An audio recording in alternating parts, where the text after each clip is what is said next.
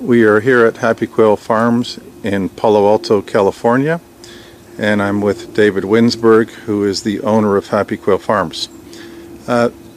David, can you tell me a little bit about your farm? How long have you been here? We've been here in 34 years. I actually grew up on a 600-acre farm in South Florida, growing mainly 1 to 3 varieties of bell peppers. We've moved, as I said, we started out here and evolved into a pepper farm over the first few years. Now we exclusively do peppers, but have about 30 to 50 cultivars. Now, David, you were the first person in the world to ever buy a Cravo retractable roof greenhouse for food crops. Everyone else was growing flowers or trees. What was the main factor that made you think about, that made you buy a retractable roof? Well, here in the Bay Area, we have a fabulous growing season. It's long and the weather's fabulous, but it's often cool at night. So when I first started farming here, this had been an old carnation plastic house. And there were a lot of issues with the plastic house that I found out very quickly. If we didn't open them up at least once every year or two, we had salt buildup in the soils around it because we used drip irrigation. And there were other issues as well with just the growing season where we had too much humidity in the house or too much heat. So I really wanted something that I could remove the roof from to let the rain in during the winter, and yet would give me the ability to extend the season whenever the weather allows, as long as possible. Now, considering that this soil has been farmed for 35 years and the retractable roof's been over this soil for 15 years, one of the questions I always get is, what about nematode buildup in the soil?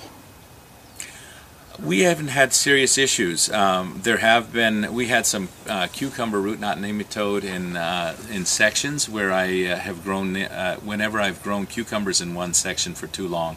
So by moving them from site to site, I've gotten away from that. We haven't seen any serious issues with the peppers. We've ended up with good growth and very little problems. I've used some inoculums in the soil that are supposed to, and some beneficial releases of these various there's some nematodes that are predatory, and we've tried that with all relative success. Basically, it's never become a critical issue. We've never had it destroy a crop. So, from your opinion, is there a certain timeline? How much longer could you farm in the same soil here under the retractable roof? I really don't see a limit coming up. We seem to be able to, maintain soil fertility and health without doing any radical changes. I haven't seen disease pressure remains about the same year to year.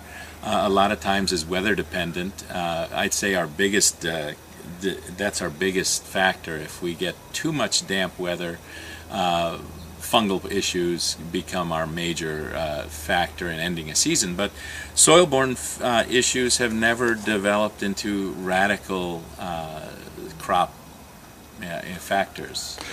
Now, you had mentioned that you have a rule of thumb that when you retract the roof in the winter, when you're out of season, you have a certain target rainfall that you'd like to get on the soil.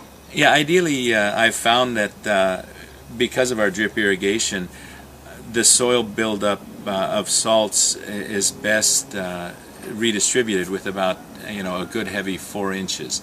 If I can get 4 inches of rain inside in the period between December and March, I can almost be sure that the soil tests will come back without excessive salt. Whereas if I leave it closed through that whole period, I oftentimes will start seeing some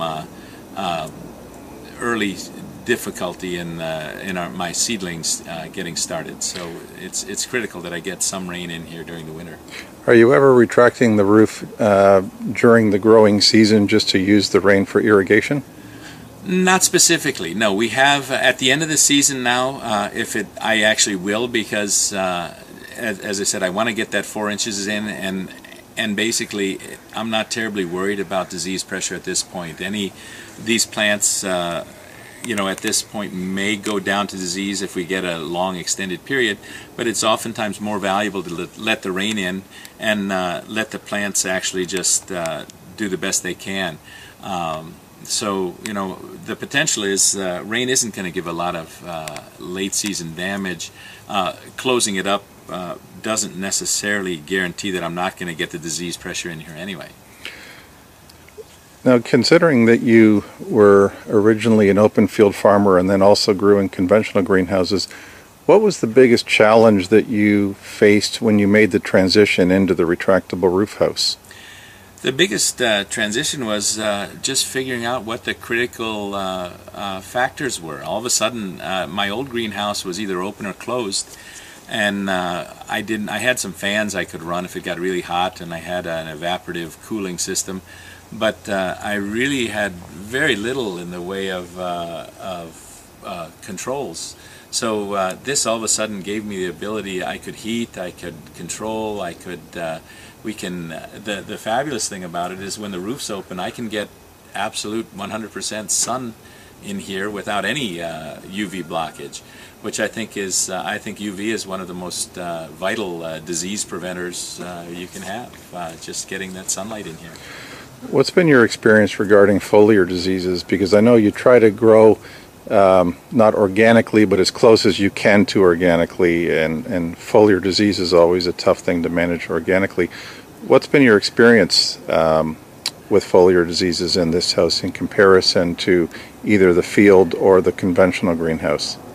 Well, I found it actually fairly easy to sort of keep an eye on things. We generally scout the field regularly, and if we see powder mildew powder mildew is one of the most critical ones for here in the Bay Area. Actually, it turns out to be a pretty common disease all through field farms in California. I didn't realize. I'd always associated it with humid weather, but even out in Sacramento, where they got very hot, dry weather, they get powder mildew issues too. So, but we keep an eye on it and have found that just you know, by using very minimal things like organic neem oil and a little bit of potassium bicarbonate, Kelly green, we can control it in those spots and prevent it from spreading. We occasionally use a little peroxide, the oxidate I think is the name of the product, but as long as we can sort of keep a minor toehold on it and the weather cooperates, we're fine. At some point it becomes pointless, and I found that even the strongest, whether I'm using Raleigh or Quadris or any number of other typical chemical fungal applications, if the weather isn't cooperating, the plants aren't growing and they're not going to recover. So I actually don't use any of those. I found really by maximizing my weather controls and hoping that the weather is going to cooperate to the best, I actually don't require much in the way of chemical inputs at all. Now, having growing in the same soil for 30 years, what sort of protocols are you doing as far as amending the soil just to prevent problems? We have a fairly simple program. I take soil samples usually a couple times a year, pre-season and then mid-season and end of season, and just look and see if we're showing any deficiencies in any of our micros or any minors or majors soil nutrients. But you know, as far as addressing soil-borne pathogens, we found that just rototilling the crop in, and we really have not seen a buildup of soil-borne pathogens to any extent. We still lose. If the weather's bad, we'll see Phytophthora, but it's mainly airborne, not soil-borne. And occasionally, like our cucumbers, when we've left them in one spot for 5-6 years, we'll start seeing a little nematode issues on them. The peppers themselves, though, we're not using specifically resistant types, but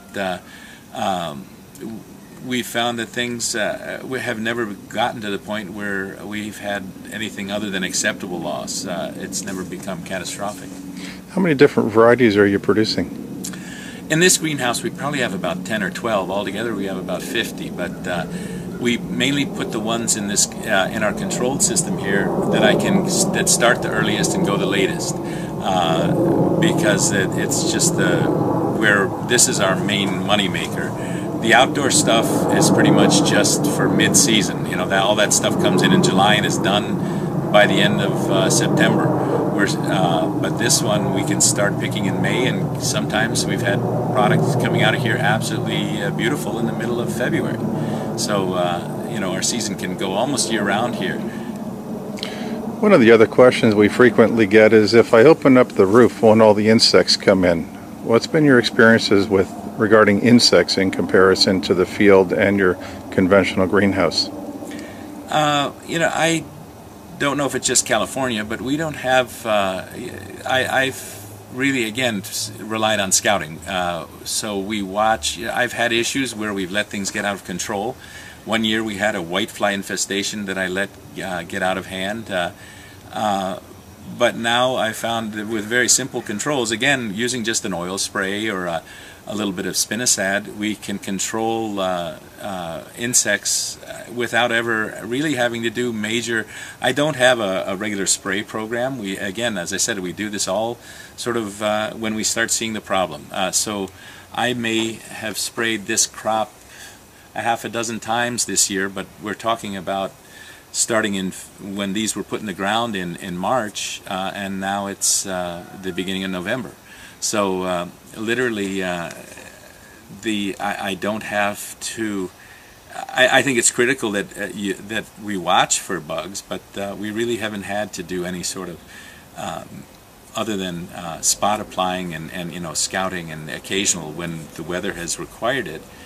We haven't had to do any sort of heavy-duty applications of insecticides or fungicides. Well, David, you're the first person in the world to grow food crops in a retractable roof, and I wish to thank you for sharing your experiences with those that are thinking about it. Thanks again. Thank you.